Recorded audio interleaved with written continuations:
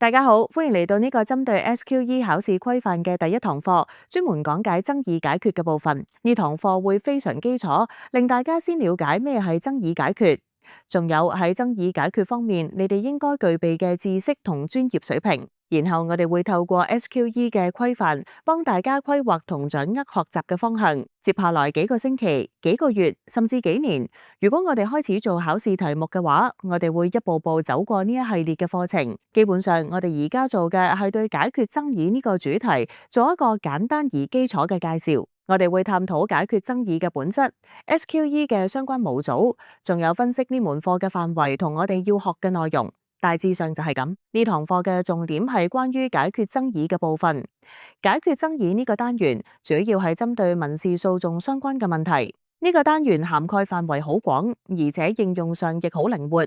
基本上就係探討民事訴訟嘅問題，好似係合約糾紛、商業糾紛、侵權行為等等。佢會針對呢啲問題分析整個處理爭議嘅過程。解決糾紛嘅方法基本上係令我哋了解律師可能會點樣建議客戶處理爭議解決嘅問題，包括佢哋可能有咩程序可以使用，需要採取咩步驟，以及呢啲程序嘅費用流程。根據 SQ 嘅規定，當然有8個核心課程，學生需要引用並應用相關嘅核心法律知識，能夠以合適而有效嘅方式，喺具備基本執業能力嘅新律師層級，處理實際客戶相關及道德問題。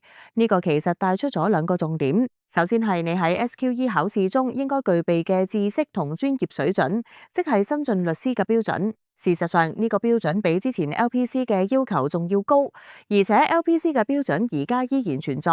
關於 LPC， 不過而家呢個課程唔係咁熱門，因為 SQ 係用嚟取代佢㗎。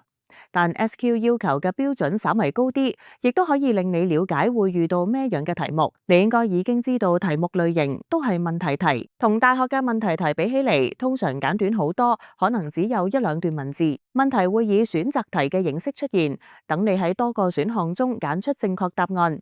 而且呢類題目會有幾多嘅？最後你會有2次評量，評量1同評量2會涵蓋唔同嘅模組。舉例嚟講，第一份評量主要係針對爭議解決 FLK1， 內容比較難，而且需要掌握相當多嘅知識，唔單止要熟悉知識，仲要識得點樣將呢啲知識應用到以客戶為本、真實而合乎道德嘅問題同情況中。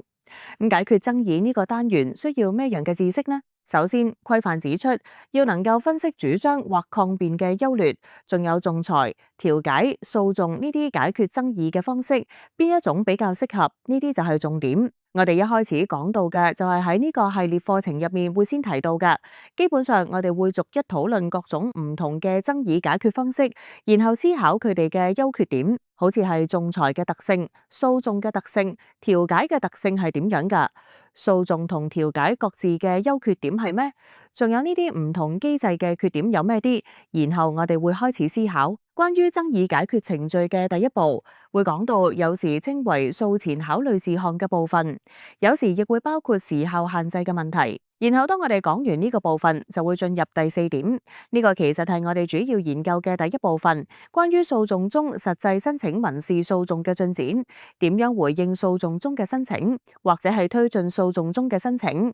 接下來我哋會進入嗰個附錄，處理民事案件嘅基本細節，包括同申索相關嘅臨時申請，仲有呢類爭議需要咩樣嘅證據喺開始、回應、推進或抗辯申索時嘅披露要求，以及點樣準備案件上庭、審訊過程同審後步驟。最後會講涉及爭議解決費用嘅相關程序同流程。你要睇嘅係相當多嘅嘢，呢8個重點入面，每個都包含大量你必須知道嘅資訊，而且仲需要有相當紮實嘅知識同專業技能，所以要掌握嘅內容真係唔少。簡單嚟講，就好似前一張投影片提到嘅爭議解決，呢個單元涵蓋咗法律爭議嘅整個流程，由一開始挑選最適合嘅解決方式開始，再到各種爭議嘅特性。解決爭議嘅方法包括仲裁、調解同訴訟。接下來我哋會睇下透過民事訴訟解決爭議嘅流程，以及回應爭議申請時涉及嘅程序。最後亦係我哋重點嘅部分，我哋會完整探討審判過程，由訴訟開始，審判進行，到審判後需要注意嘅事項，包括同呢類爭議解決方式有關嘅費用。呢啲已經實施咗。接下來幾堂課，我哋會睇好多片。我作為法律學院 SQE 專案嘅一部分，前5、6支影片，每個模組都會完全免費俾大家睇。之後嘅影片則會放喺會員專屬付費牆後面，同平時一樣。但你哋就可以先了解我哋會上嘅課程內容同會探討嘅資訊種類。我想喺呢支片結束前最後提一下，就係引用來源同延伸閱讀。熒幕上呢3個引用資料係整個系列共用嘅主要來源。基本上每支影片都會從呢啲唔同嘅文本入面獲取資訊。不過引用同資料可唔止局限喺呢度，影片中亦會不時出現其他引用來源。我會將我哋叫做延伸材料嘅內容加入去，並且用粗體同紅色標示，令你明確知道呢個係延伸材料。咁樣做有2個主要目的。首先，我知道 SQE 考試嘅資訊好多，內容亦好難，所以我唔想將所有延伸材料都放入課程入面，令你覺得自己得掌握其實唔使知道嘅嘢。因為淡嘅話，當然會令人感到壓力好大，只會令你壓力更大。你可能連基本嘅應付都做唔到，甚至攞唔到好成績，因為你根本無法將嗰啲資訊都記住。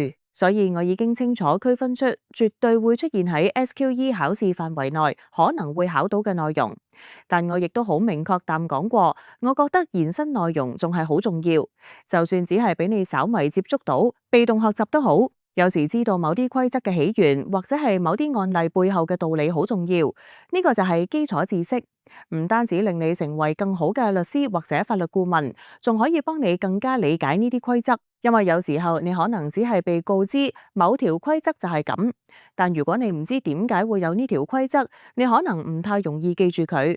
所以我想講嘅係，亦會提供一啲延伸資料。